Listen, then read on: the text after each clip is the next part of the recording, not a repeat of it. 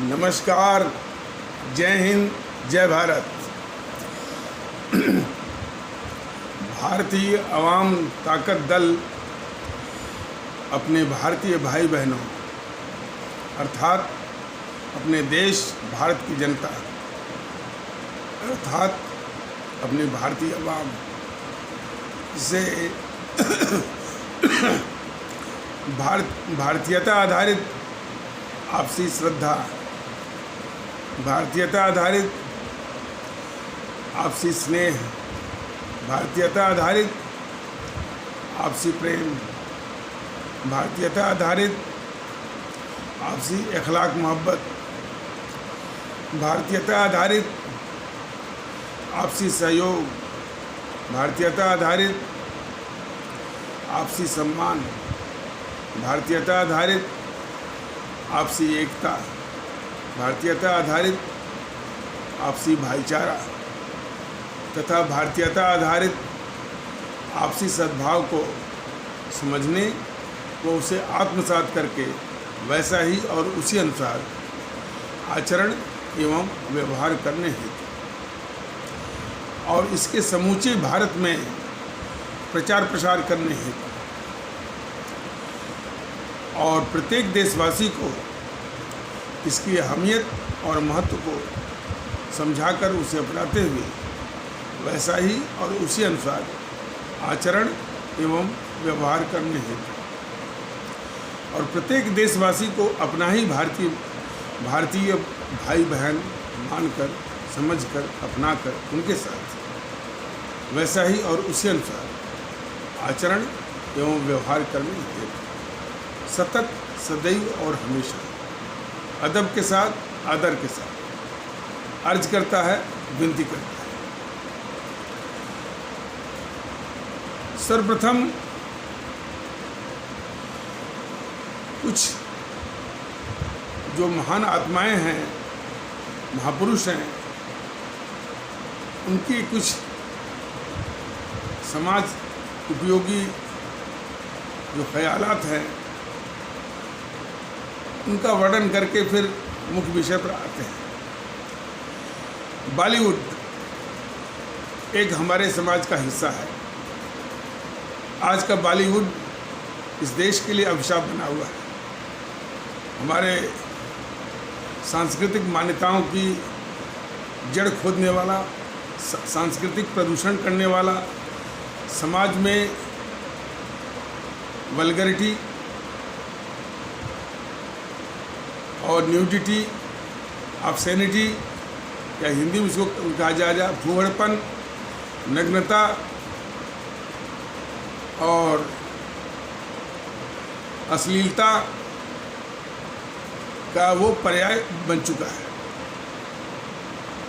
उसको जरा भी न शर्म है और न संकोच है और उसको कोई रोकने वाला भी नहीं है। और ख़ास करके ये भारतीय सांस्कृतिक राष्ट्रवादी बीजेपी के संरक्षण में इस तरह का बॉलीवुड चल रहा है, तो ये एक बहुत बड़ा विषय है। तो अब उस बॉलीवुड के जो अभिशाप बना हुआ उस विषय पर ज़्यादा उस विषय में ज़्यादा मैंने न जाते हुए, बॉलीवुड का एक वक्त था कि कुछ ऐसे भी फिल्मी गीत लिखने वाले जिसको गीतकार कहते हैं, वो जनता की आवाज़ बनते थे और उनमें उसे उच्च कोटि के गीतकार रहे हैं। ऐसे हम नहीं कहते हैं कि उनमें कुछ नाम शकील बदाऊनी साहब का भी है, काफ़ी आदमी साहब का भी है और कमर जलालाबादी का है और ये राजा मेहदी अली खान का है, राजेंद्र कृष्ण साहब का है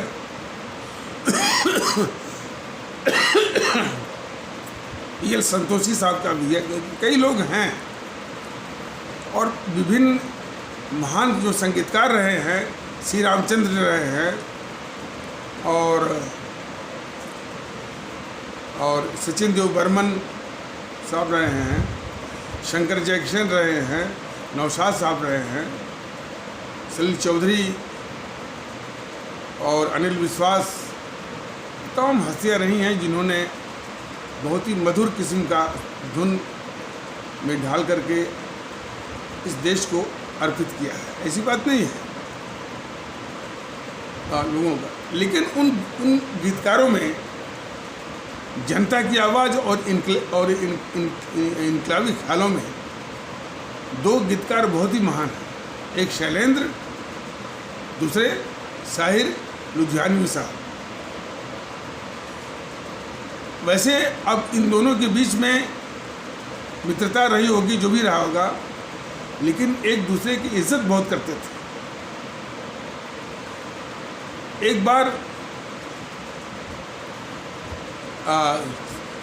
साहिर लुधियानवी साहब को फिल्म ताजमहल, जिसके संगीतकार वो रोशन साहब रहे हैं, तो उनको फिल्म फेयर अवार्ड मिलने वाला था।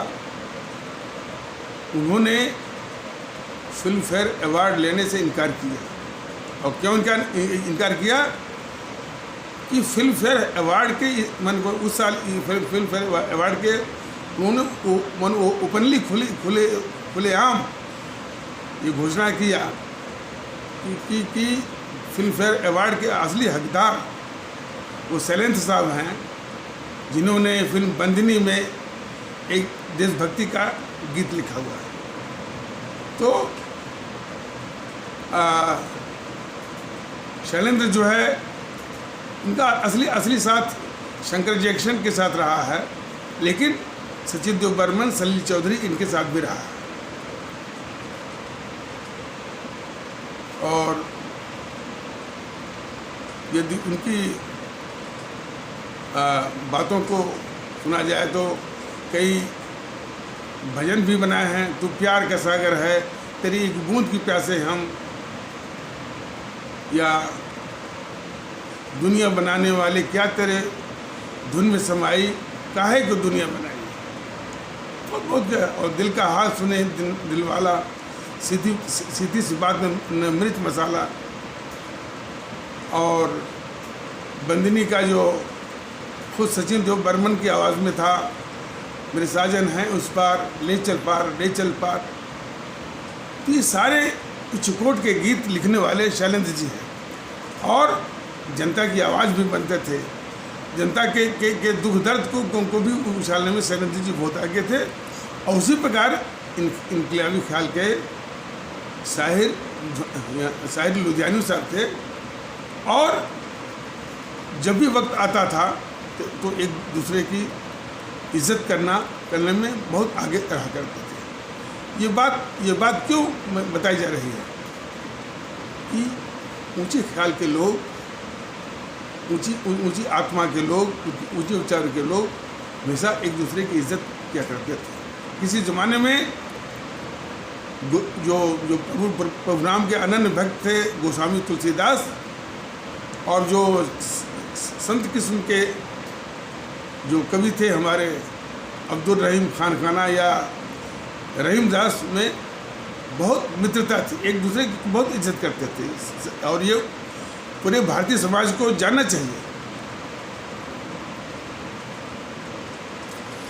मैं अपने सभी आदरणीय भारतीय भाई बहनों से ये कहना चाहता हूँ कि कुछ दिनों बाद संभव है कि नियमित रूप से, रेगुलर रूप में ये वीडियो जारी न हो पाए, तो इसका कदापि अन्यथा अर्थ नहीं है। इसलिए कि फिर मैं और हमारी टीम जनता के बीच में आने का जो कार्यक्रम अपनाएगी, इसका ढांचा भी बनाना है। पदाधिकारियों का, कार्यकर्ताओं का एक तंत्र का निर्माण भी करना है, संसाधन इकट्ठे करने हैं, लोगों के बीच में आना है, लोगों को समझाना है, लोगों से निवेदन करना है। ये बहुत बड़ा कार्य है। तो हो सकता है कि नियमित रूप से वीडियो जारी न हो पाए, जारी होगा, लेकिन कोई आवश्यक नहीं है कि वो नियमित रूप से जारी हो। तो उसका कदापि अन्यथा अर्थ अन्यथा मतलब नहीं वो निकाला जाना चाहिए। और वैसे भी इस वीडियो के ये संख्या यदि गिनी जाए तो 600 से ऊपर होती है। यदि इतना ही हमारे भारतीय भाई बहनों तक पहुंच जाए और इसको समझ लें, आत्मसात कर लें, तो निश्चित है कि हमारे जो राष्ट्रभक्त शिरोमणि नेताजी सुभाष चंद्र, जो हमारे आदरणीय राष्ट्रभक्त शिरोमणि नेताजी सुभाष चंद्र बोस, शहीद आजम भगत सिंह, अमर शहीद चंद्रशेखर आज़ाद,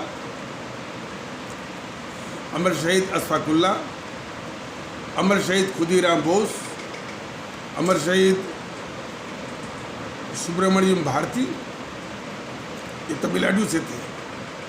श्रीमती रानी लक्ष्मीबाई जो कि झांसी से थी, श्रीमती रानी चंद्रिमा कर्नाटक से थी,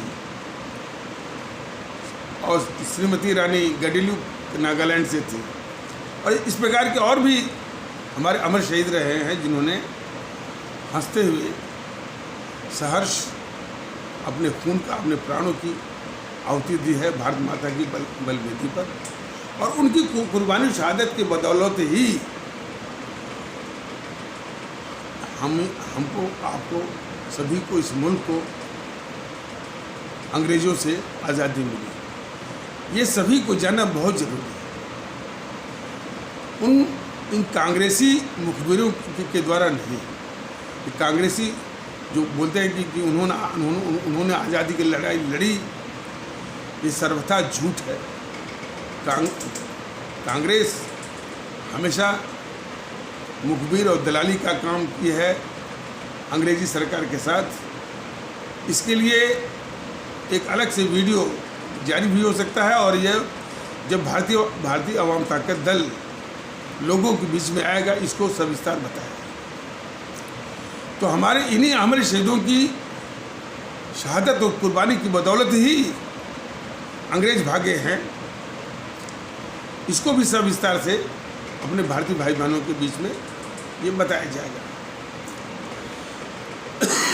तो लोगों के बीच में इन्हीं की जज्बे का संचार करने के लिए भारतीय अवाम ताकत दल अपने भारतीय भाई बहनों के बीच में आएगा, समझाएगा, निवेदन करेगा, प्रार्थना करेगा।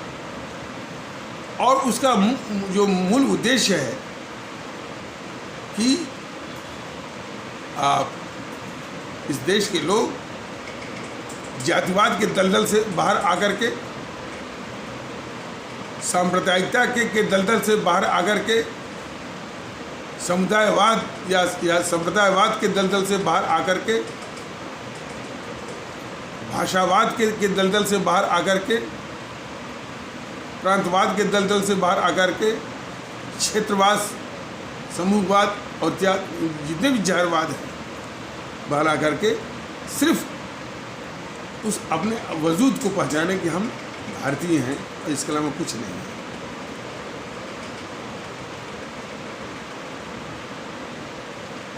ये समझने की आवश्यकता है। कभी कभी हमसे भी कुछ लोग टकराते हैं कि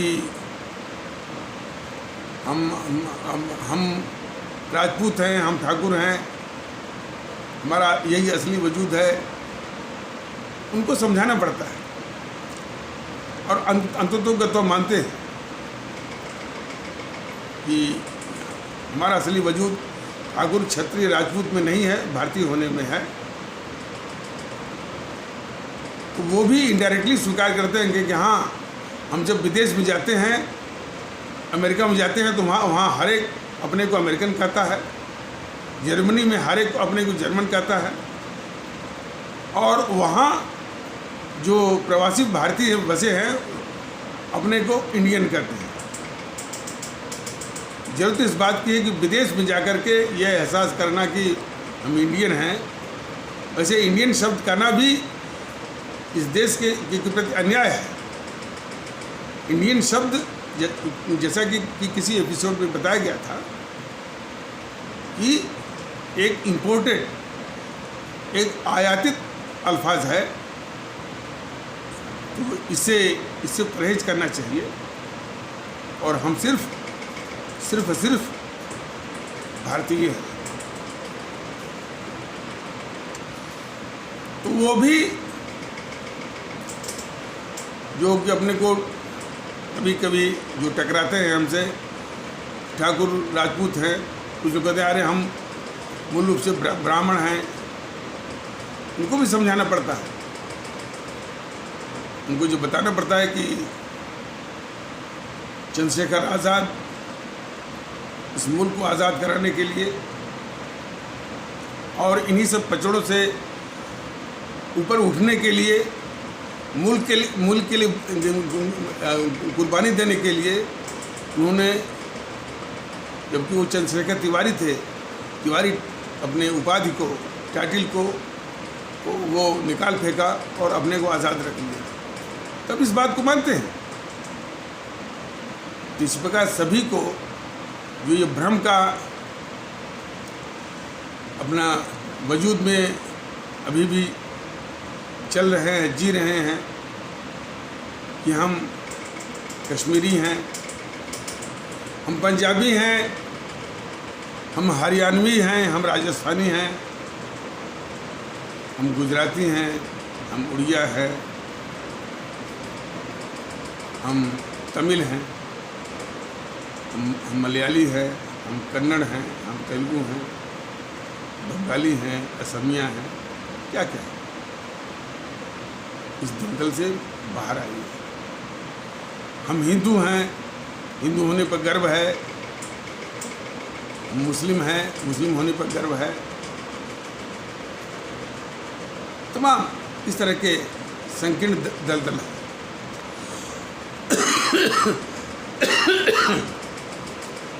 भारतीय अवाम ताकत दल सभी से निवेदन करता है कि इस दलदल से बाहर आइए और आपका जो असली वजूद है कि आप भारतीय हैं, उसको महसूस करना पड़ेगा कि आप भारतीय हैं और हमारे दूसरे जो देशवासी भाई हैं वो भी भारतीय हैं।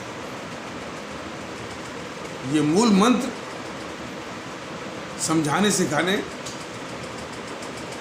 अभी तो YouTube के माध्यम से निवेदन कर रहा है भारतीय अवाम ताकत दल, आप लोगों के बीच में आएगा। और इसलिए एकता, आपसी भाईचारा, आपसी सद्भाव, आपसी सहयोग, सम्मान, सभी कुछ भारतीयता के आधार पर होने की परम आवश्यकता है। इसको भी इसके लिए भी निवेदन करने, समझाने भारतीय अवाम ताकत दल है। और इसी एकता के आधार पर, इसी भाईचारा के आधार पर जो पूरे देश के लोगों को, पूरे देश के हमारे अपने आदरणीय भारतीय भाई बहनों को ताकतवर बनाना चाहता है। हमारे संगठन, हमारे राजनीतिक संगठन का नाम ही है भारतीय अवाम ताकत दल। भारत की अवाम की ताकत, और भारत के अवाम की ताकत तो तभी होगी नहीं जबकि भारत के अवाम एक साथ होगी। और उसके एक होने का एक ही मंच है, एक ही आधार है, भारतीयता, और कोई आधार नहीं।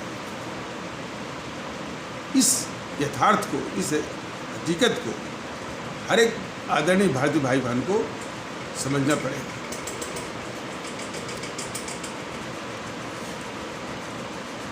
आ जाते हैं मुख्य विषय, जो ज्वलंत समस्या है, कोरोना का जो कहर है,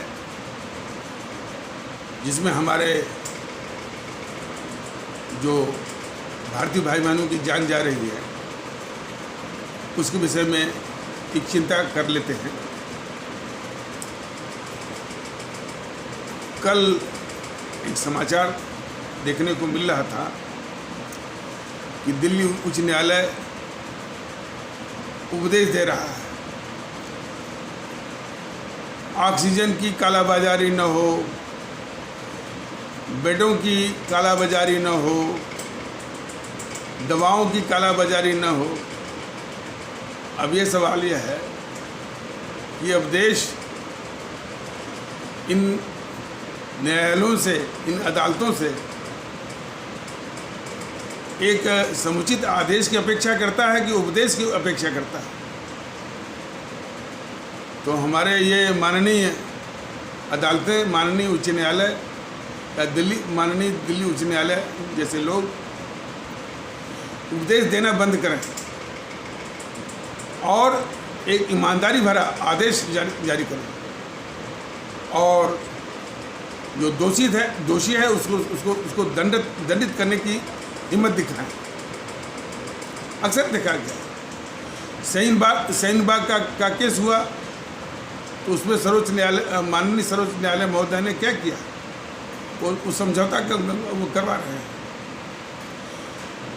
किसान आंदोलन के नाम पर जो देश विरोधी ताकतें, देश के अंदर की भी और अंतर्राष्ट्रीय ताकतें मिलकर के इस देश को जो अस्थिर करने की एक बहुत बड़ी साजिश कर रही थी, उसमें सर्वोच्च न्यायालय ने क्या किया, वो समझौता वो करवा रहा था। तो ये न्यायालय समझौता उपदेश को छोड़े, उनका काम है आदेश देना, उनका काम है सरकारों को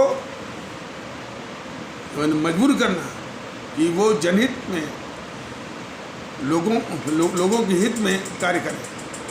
लेकिन ऐसा नहीं वो करते। अब एक समाचार और आया कि माननीय इलाहाबाद उच्च न्यायालय में किसी ने याचिका दायर की कि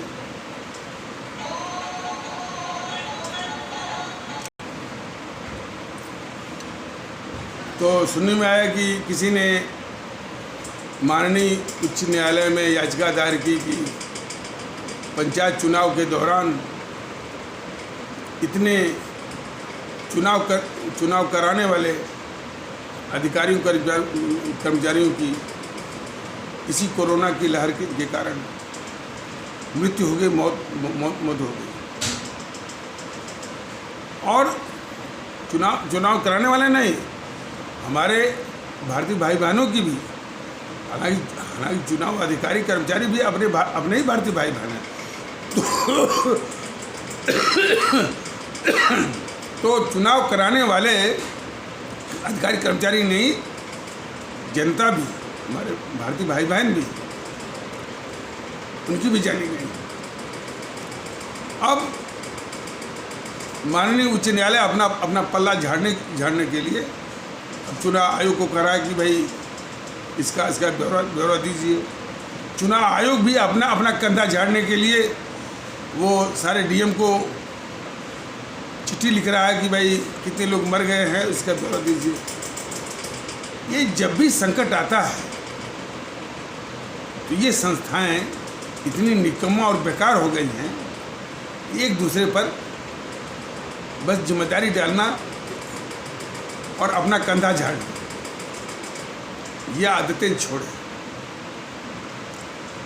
जब माननीय मद्रास उच्च न्यायालय ने चुनाव आयोग पर हत्या का आरोप या हत्या का केस चलाने के लिए आदेश दिया, इसी के कारण जो है इसने रैलियां नहीं रोकी और कोरोना का की लहर और हमारे भारतीय भाई बहनों पर बरपा और लोगों की जाने गई। इसलिए चुनाव आयोग पर हत्या का केस चलाया जाना चाहिए। लेकिन वही माननीय उच्च न्यायालय या कोई भी माननीय उच्च न्यायालय, यहाँ तक कि माननीय सर्वोच्च न्यायालय इन राजनीतिक दलों के खिलाफ वैसा ही आदेश पारित करने में, क्योंकि रैलियां चुनाव आयोग नहीं कर रहा था, चुनाव आयोग यही है कि उसको रोक नहीं पाया। और चुनाव आयोग की सीमाएं बड़ी, मैंने उसके पावर्स, उसकी शक्तियां बड़ी सीमित हैं। इतने उदंड, इतने समाज विरोधी, देश विरोधी ये राजनीतिक दल है, उन पर नकेल ये पाना पाएगा ये चुनाव आयोग? हरगिज नहीं। अरे इन पर तो नकेल न्यायपालिका भी नहीं वो पहनाना चाहती है। न्यायपालिका के पूरे इतिहास में पूरा देश देख ले, जान ले, समझ ले कि इन राजनीतिक दलों के खिलाफ बिल्कुल ये न्यायपालिका बिल्कुल भीड़ कार किस्म की बिल्कुल हमेशा दुबकी रहती है। कभी भी इसने आदेश पारित नहीं किया। ये सचिवों को फटकार लगा देगी, डायरेक्टर जनरल ऑफ पुलिस तक को फटकार लगा देगी, उनको जेल भेजने की धमकी दे देगी। लेकिन राजनीतिक दल जो कि असली इसके जिम्मेदार हैं, असली मगरमच्छ हैं, बड़ी बड़ी मछलियां हैं, जो इन्हीं जो ब्यूरोक्रेट्स हैं, चाहे सचिव हों, चाहे वो हों, चाहे डीजीपी हों, जिन पर बहुत जोर दिखाती है न्यायपालिका, उसी को तो घुमाते हैं, उसी का इस्तेमाल करते हैं। तो ये न्यायपालिका जो है इन राजनीतिक दलों के खिलाफ आज तक एक कार्रवाई नहीं की है। यही इसकी कायरता है, यही इसकी भीरुता है। और दूसरे शब्दों में ये कहा जाए कि जो ये राजनीतिक दलों का जो कब्जा है मैंने सरकार के ऊपर और संसद के ऊपर, और जो इस तरह से कहर बरपाते हैं सब, उसी के ये हिस्सेदार बन गई है न्यायपालिका। लेकिन ये सभी भारतीय भाई बहनों को समझने की आवश्यकता है, जिसके विषय में भारतीय जनता दल बराबर कहता है कि न्यायपालिका के खिलाफ कोई आंदोलन नहीं करना है, न्यायपालिका को अपमानित नहीं करना है। दुख इस बात का है कि जो न्यायपालिका अपनी भूमिका निभानी चाहिए वो अपनी भूमिका नहीं निभा पा रही है, तो उसके लिए संस्था दोषी नहीं है। उसमें जो तत्व बिठाए गए हैं जानबूझ करके 60-70 सालों से कुछ अपवादों को छोड़ करके इस जेएनपीसी ने अपने एजेंट्स इस उच्च न्याय, खास करके उच्च न्यायपालिका, मतलब कि उच्च न्यायालयों में, सर्वोच्च न्यायालय में अपने एजेंट्स जो है बिठा रखे हैं। समस्या इससे है और जेएनपीसी ने इनसे बहुत खतरनाक किस्म के पापों को ढकवाया है। तो दोष संस्था में नहीं है, किस तरह के तत्व उसमें डाले गए। तो भारतीय जनता दल का ये मानना है कि न्यायपालिका को अपमानित करना नहीं है। ये समझना जरूर है कि न्यायपालिका किस तरह से निकम्मी हो गई है और किस तरह से उसी सिस्टम का एक पार्ट बन गई है। बस ये समझने की आवश्यकता है, और उसके लिए कोई देशभक्त किस्म का सरकार होगी तो इसके असली स्वरूप को, असली इकबाल को बहाल करेगी। इसलिए न्यायपालिका को हरगिज अपमानित नहीं करना है, उसके खिलाफ कोई आंदोलन, एजिटेशन नहीं करना है। समझना है बस कि कितनी निकम्मी और अपने कर्तव्यहीनता। अब देखिए, इसी माननीय उच्च न्यायालय ने के आदेश पर उत्तर प्रदेश का पंचायती चुनाव हुआ, वो अपराध बोध नहीं उसको हो रहा है। अब उसे पल्ला झाड़ने के लिए अब उल्टा अब चुनाव आयोग को कह रहा है कि कितने लोग मर गए हैं, ये ब्यौरा दो। चुनाव आयोग जो है फिर वो उत्तर प्रदेश के डीएम लोगों को चिट्ठी लिख रहा है। ये सब क्या है? जब सिस्टम निकम्मा हो जाता है तो एक दूसरे के ऊपर बस जिम्मेदारी फेंकना एक चलता है, जबकि दूसरी ओर हमारे भारतीय भाई बहनों की जान जा रही है। तो इसमें अब यदि इसका विश्लेषण किया जाए तो न्यायपालिका कितनी कर्तव्यहीन हो गई है, और इसी जो माने राजनीतिक दल जो कि अमूमन एकाध इक्का को छोड़ करके भारत विरोधी भारतीय समाज विरोधी इस देश के शत्रु बने हुए हैं और सिस्टम पर हावी है, उन्हीं का एक हिस्सा बन के रह गई है ये न्यायपालिका। तो और अब देखिए, माननीय मद्रास उच्च न्यायालय ने चुनाव आयोग के खिलाफ तो कह दिया कि हत्या का केस चलाया जाना चाहिए, लेकिन न तो वो पूरी चुनाव प्रक्रिया को कैंसिल कर रही है, न तो उन राजनीतिक दलों के खिलाफ उससे भी कठोर हत्या का केस, चाहे वो गद्दार किस्म का राहुल गांधी हो, गद्दार किस्म के ममता हो, गद्दार जो ममता बनर्जी हो इत्यादि हो, इन सबको पालने वाले जो मोदी जी गद्दारी कर रहे हैं उनके खिलाफ इन्होंने तमाम रैलियां करके कोरोना को फैलवाया और लोगों की जाने जा रही हैं, उनके खिलाफ हत्या का केस, उसे भी कठोर हत्या का केस चलाने का आदेश दे दिया। और जिस इलाहाबाद उच्च न्यायालय के माननीय इलाहाबाद उच्च न्यायालय के आदेश से ये उत्तर प्रदेश में पंचायती चुनाव हुआ, लोगों की जाने गई, तो क्या इसीलिए भारतीय ताकत दल बल्कि निवेदन कर रहा है माननीय सर्वोच्च न्यायालय से कि इस माननीय उच्च न्यायालय के खिलाफ भी लोगों की हत्या का केस चलाया जाना चाहिए, तब जाकर के ऐसे न्यायमूर्तियों का इलाज होगा कि आवाम के खिलाफ और आवाम की जान के खिलाफ इस तरह का कदम उठाने का अंजाम क्या होगा। तो यदि हत्या का केस चलाया जाना है तो माननीय सर्वोच्च न्यायालय उस संबंधित माननीय उच्च न्यायालय इलाहाबाद के माननीय न्यायमूर्ति के खिलाफ भी हत्या का केस चलाए जाने का आदेश पारित करें माननीय सर्वोच्च न्यायालय, जिनके आदेश से उत्तर प्रदेश में पंचायती चुनाव हुए।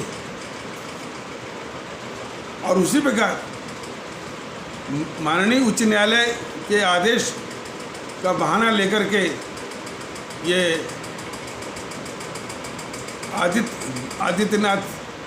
योगी आदित्यनाथ मुख्यमंत्री उत्तर प्रदेश ने जो चुनाव करवाए, उन पर भी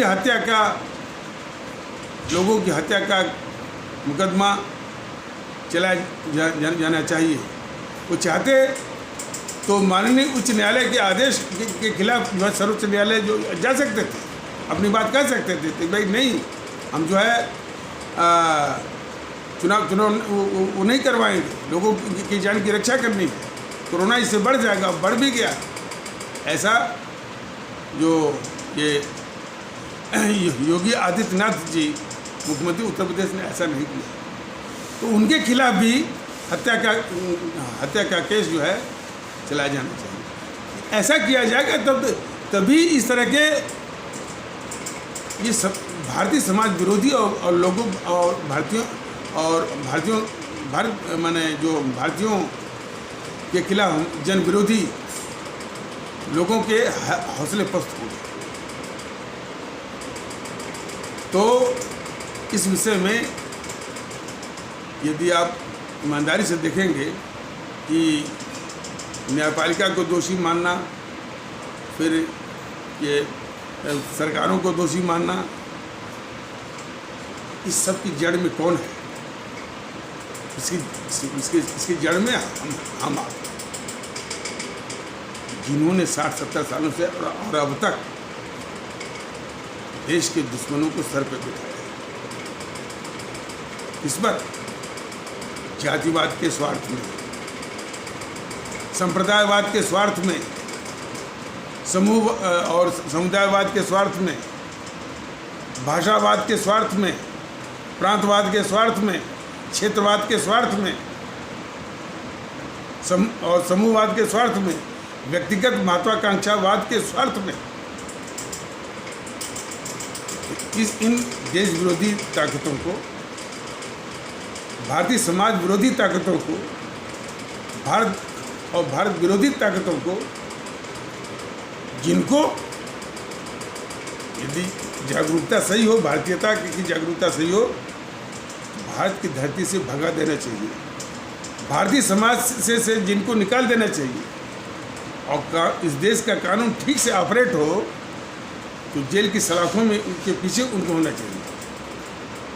उनको ये संसद में भेज रहे हैं। उदाहरण लीजिए ना, ये राहुल कितनी बड़ी गद्दारी कर रहा है, फिर भी उसकी सभाओं में लोग आ रहे हैं, फिर भी उसकी सरकारें चल रही हैं।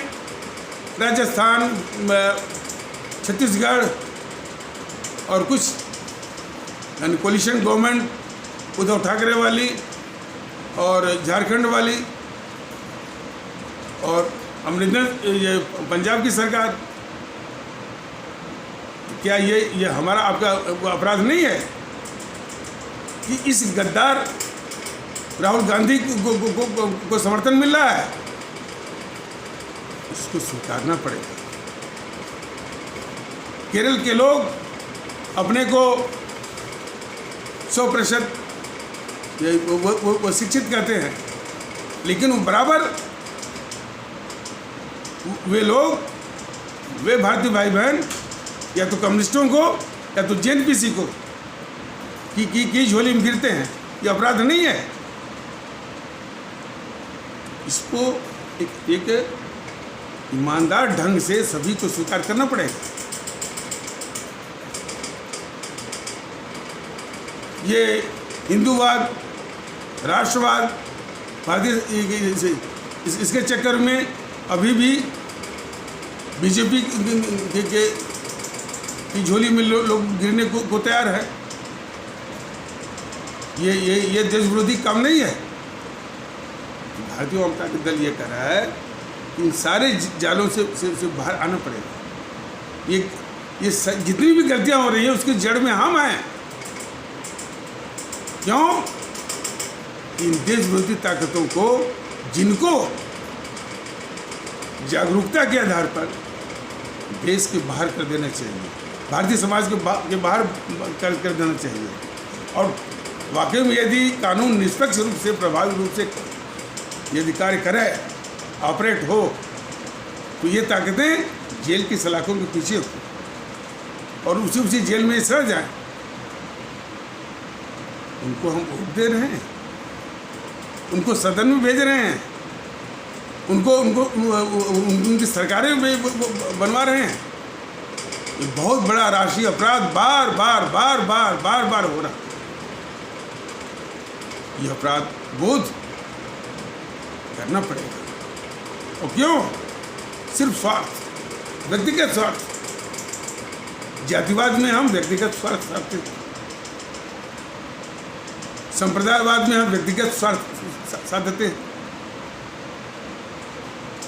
भाषावाद में हम अपना व्यक्तिगत स्वार्थ साधते हैं, प्रांतवाद में हम अपना व्यक्तिगत स्वार्थ साधते हैं,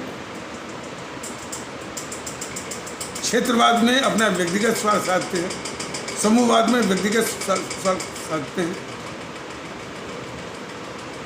तो और मताधिकार, राइट टू वोट का कितना बेजा इस्तेमाल, कितना गलत इस्तेमाल हम करते हैं। पंचायत का चुनाव देखिए, जिस तरह से लोग अपना वोट बेचने को तैयार होते हैं।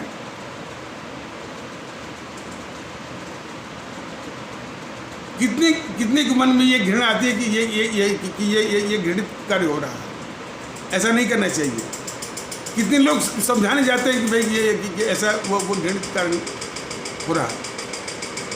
हाँ, एक समाचार, इसी संबंध में एक समाचार आया कि जो आज चुनाव होने वाला है, कितने प्रधान लोग यूपी की बसों को हायर करके, किराए पर लेकर के यहाँ पर भेज दिए हैं कि यानी दिल्ली की कुछ झुग्गी झोपड़ी बस्तियों में रहते हैं और वो वोटर हैं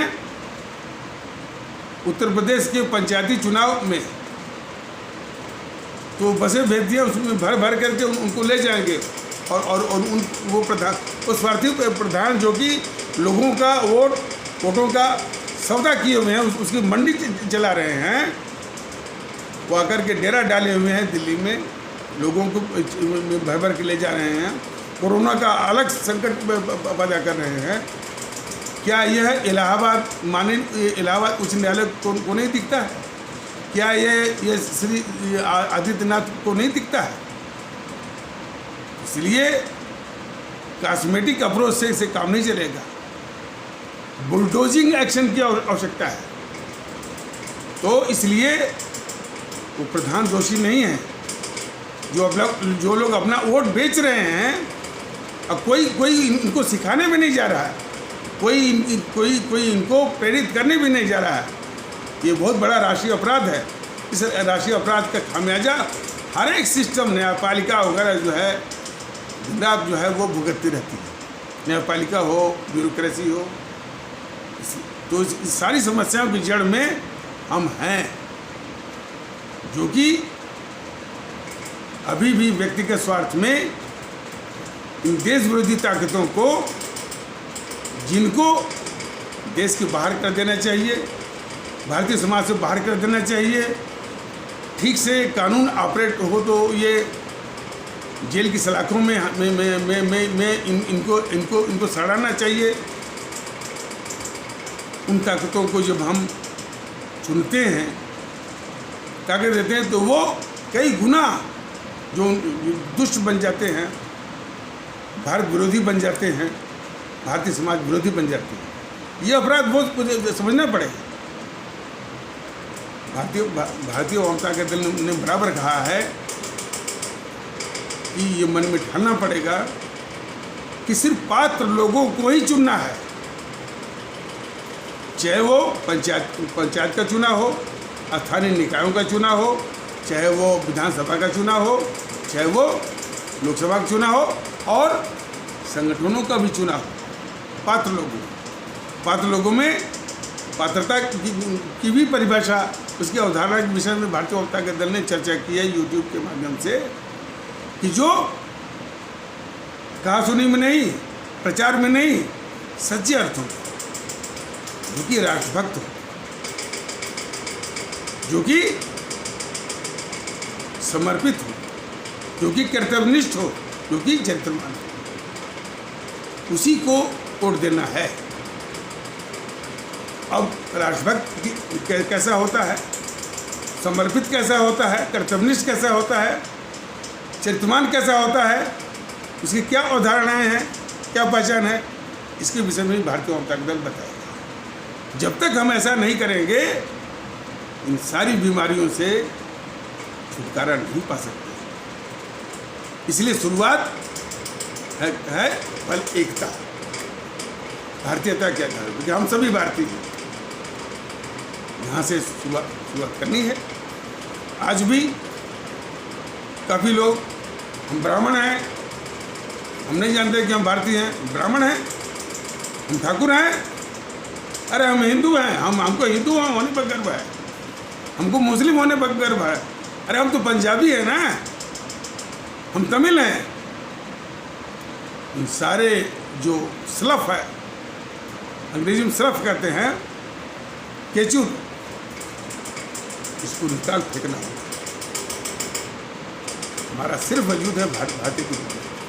यही चीज़ एहसास कराने के लिए भारतीय जनता दल लोगों के बीच में आ रहा है कि सारी बुराइयों की जड़ जो है हम हैं इन समाज विरोधी, देश विरोधी, भारतीय समाज विरोधी ताकतों को, जो चुन करके राष्ट्रीय अपराध कर रहे हैं, बार बार कर रहे हैं।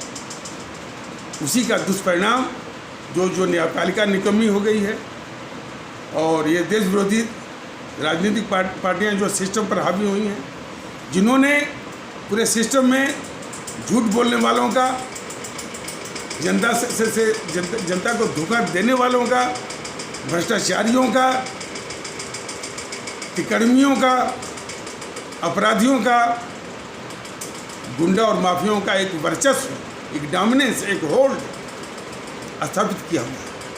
पूरी व्यवस्था में, पूरे संसाधन पर वो काबिज है, पूरी व्यवस्था पर काबिज हैं, पूरे सिस्टम पर काबिज है। उसकी जड़ में वो नहीं है। हम ऐसी ताकतों को अपने स्वार्थ में चुन रहे हैं। ये अपराध बोध होना पड़ेगा। जैसे उदाहरण दिया केरल के लोग कहते हैं कि हम 100% शिक्षित हैं। हमने कई बार सवाल किया कि आपके 100% शिक्षित होने का क्या मतलब है? कि आप देश विरोधी इन वाम दलों को और देश के गद्दार जेएनपीसी को आप जो चुन के भेजते हैं। अब इसको सिखाने के लिए बौद्धिक वर्ग भी नहीं जाता है। बौद्धिक वर्ग भी जो कि इस देश के लिए एक वो बहुत बड़ा एसेट बन सकता है, लेकिन वो भी अपने स्वार्थ में धंसा हुआ है। इक्का दुक्का अभी आ रहे हैं, हाँ, लेकिन एक सुखद बात है कि अब भारतीय जनता दल के इसे यूट्यूब के अभियान के माध्यम से अब माने बौद्धिक वर्ग भी सामने आ रहे हैं, लेकिन उनको आना पड़ेगा। भारतीय जनता दल कहना है कि जितना भी ये भारतीय समाज के अलग अलग हिस्से हैं, बौद्धिक वर्ग का समाज है, न्यायपालिका है, कार्यपालिका है, ये अपने कर्तव्यों से भटक गई है। वह देश के लिए बहुत काम आ सकती है, बहुत हो सकती है, बशर्ते अपने वजूद को पहचाने और असली जो जज्बा है राष्ट्रभक्ति का, देशभक्ति का, वो जज्बा लाना पड़ेगा। और देशभक्ति राष्ट्रभक्ति के जज्बे को लाने के लिए व्यक्तिगत स्वार्थ जो सबसे बड़ा रोग है, उसको छोड़ना पड़ेगा। ये आदत डालनी पड़ेगी कि लोगों की भलाई में अपनी भलाई है, देश की भलाई में अपनी भलाई है, समाज की भलाई में अपनी भलाई है। ये नहीं कि पहले हमारी भलाई हो जाए, उसकी जो जूठन बचे तो बाकी लोगों के लिए। ये दृष्टिकोण जो है वो छोड़ना पड़ेगा। व्यक्तिगत स्वार्थ जब तक लोगों के दिमाग में रहेगा, तब तक देशभक्ति आ नहीं सकती, राष्ट्रभक्ति आ नहीं सकती। इसलिए ये अपराध बोध करना होगा कि ये इन सारी समस्याओं की जड़ में हम हैं। हम सभी भारतीय भाई बहन हैं, और उसी बुराई का छींटा हर जगह देखने को मिलता है। इसको और विस्तार से भारतीय जनता दल बताएगा। हाँ, इसका उपाय है, हर चीज़ का उपाय है। तो इसलिए न्यायपालिका के खिलाफ कोई रोष प्रकट करने का नहीं है, निकम्मा हो गई है ये समझने का है, अपने कर्तव्य से भटक गई है समझने का है।